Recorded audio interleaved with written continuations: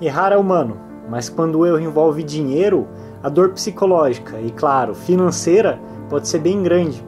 Por isso eu irei elencar 5 erros comuns nos mais diversos investimentos que você pode estar cometendo e você nem sabe. Sendo que o quinto, meu amigo e minha amiga, pode arruinar seu patrimônio, construído por todos esses anos.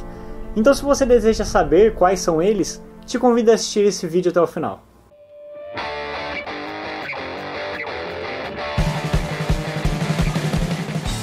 A primeira coisa que eu tenho obrigação de te falar é que esse vídeo não é uma recomendação de investimento. Ele tem apenas um caráter informativo e também educativo. Sem mais delongas, vamos aos erros.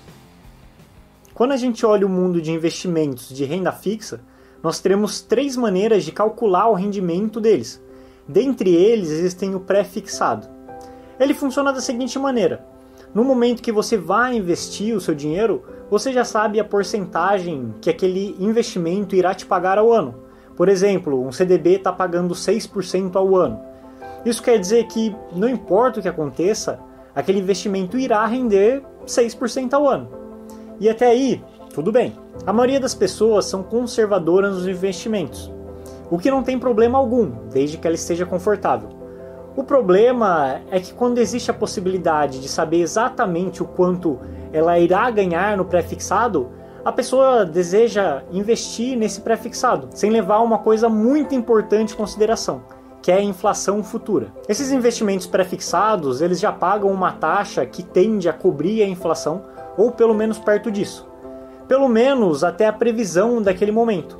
Mas como não é surpresa para ninguém, o nosso país ele é muito volátil e quase tudo pode acontecer em nossa economia. Inclusive a inflação disparar, como ocorreu em 2021 e possivelmente irá ocorrer em 2022. Então quando a pessoa investe em um pré-fixado acima de 2 anos, ela está correndo um risco daquele investimento perder para a inflação.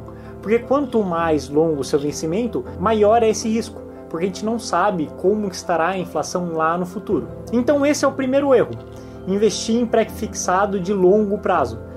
Nesse caso, é interessante você olhar investimentos que paguem a inflação do período que o seu dinheiro ficar parado naquele investimento, mais uma certa taxa pré-fixada. O segundo erro é olhar somente o dividend yield nos fundos imobiliários. O dividend yield é quanto a empresa te pagou em relação ao quanto você investiu. E claro, a gente quer o maior dividend yield possível, mas existem algumas pegadinhas que podem te fazer entrar em alguma roubada. A matemática dele é a seguinte: você divide o quanto o fundo imobiliário pagou de dividendos nos últimos 12 meses pelo valor atual da cota que está sendo negociada na bolsa. Note então que ele só aumenta em 2 possibilidades. Ou o fundo está recebendo mais aluguéis dos seus inquilinos, comparado a antes, ou então o preço daquela cota diminuiu. Aí você pode falar, mas isso é normal, renda variável varia, não é mesmo, Léo?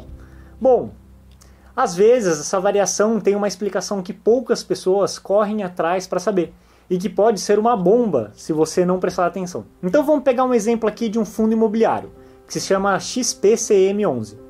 Olhando aqui no site do Status Invest, a maioria das pessoas olhariam esse dividendo aí que ele está pagando, de mais de 18%, e pensariam em investir nele, porque ele está pagando um dividendo muito bom.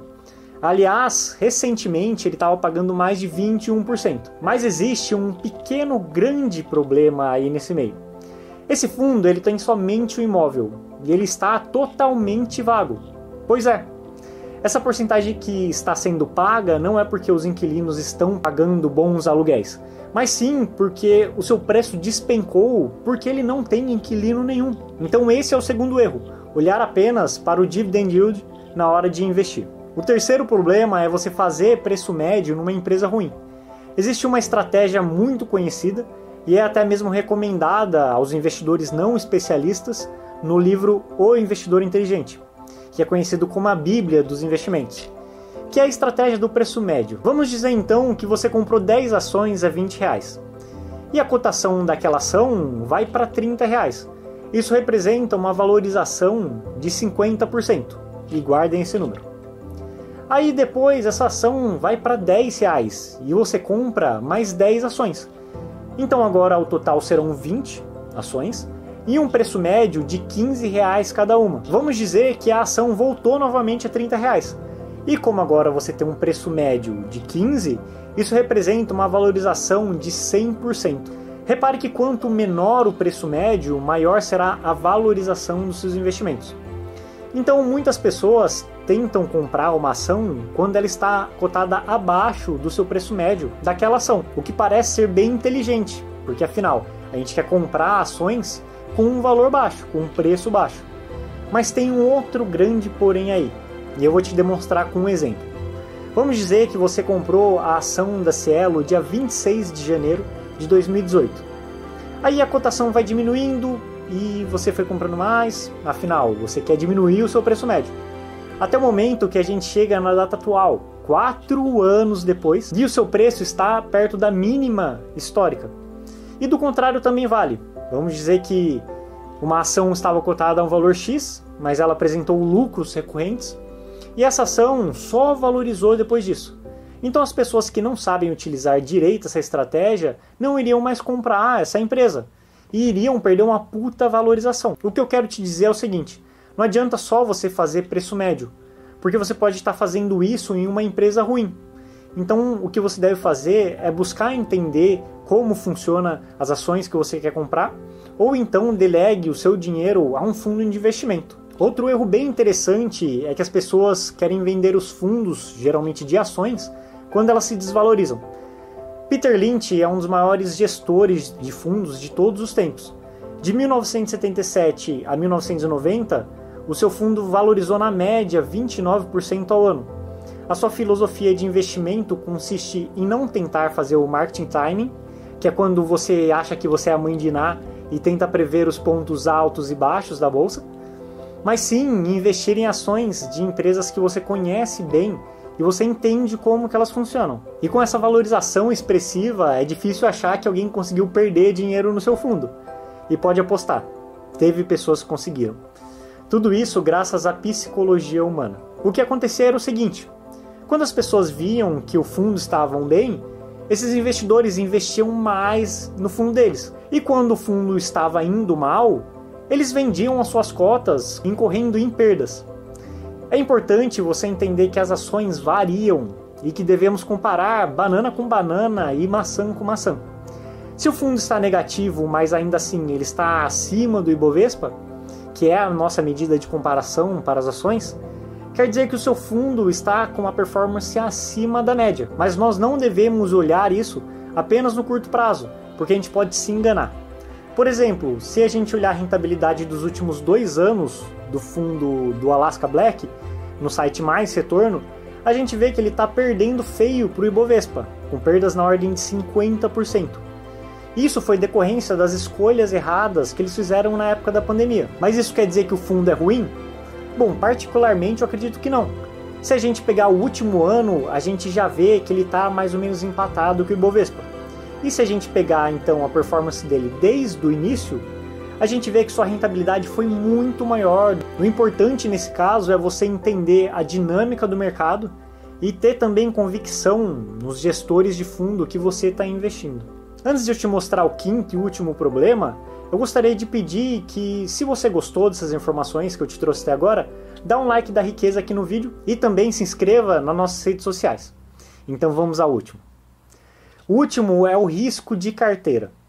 Existe uma diferença sutil, mas que faz uma diferença muito grande entre o investidor médio e o grande investidor. A primeira coisa que o investidor médio faz na hora de investir é perguntar: quanto que eu vou ganhar? Já no caso do grande investidor, ele leva em consideração o risco que ele irá correr investindo naquele ativo e quanto de risco que ele vai adicionar na carteira dele. No caso dos investimentos, o risco é medido através da variação do preço de um ativo. Quanto mais ele varia, mais arriscado ele é. Então aqui a gente tem um exemplo da Ambev, em laranja, e da Sinqia em azul. O primeiro tem uma oscilação muito menor, e consequentemente ele tem menos riscos. E embora muitas pessoas saibam que quanto maior o risco, maior a possibilidade de retorno, elas se esquecem, ou então não sabem, que também será maior a possibilidade de perda do seu investimento. E falando em risco, eu lembro de criptomoedas. Eu juro para vocês que eu não tenho nada contra elas, desde que você entenda os prós e os contras e também acredite no propósito que elas têm. Mas tem muita gente que se aventura investindo nesse ativo que é altamente volátil e, consequentemente, possui um risco muito grande. E quanto maior o risco de um ativo, menor deve ser a porcentagem dele na sua carteira. Isso diminui o risco da carteira sem deixar de investir nesses investimentos. O que ocorre é que muitas pessoas colocam uma porcentagem muito grande do seu patrimônio nesses ativos de grande risco, e isso aumenta em muito o risco da carteira dela, podendo levar a perdas substanciais do seu patrimônio. E eu repito aqui, para pessoas que conhecem um assunto e também pessoas que entendem essa questão do risco, não há problema nenhum você ter uma grande porcentagem, porque você está correndo um risco planejado. Mas não é a realidade de 99% dos investidores. Se você tem alguma dúvida em relação a investimentos, comente aqui embaixo que eu respondo cada um de vocês. Grande abraço e até a próxima.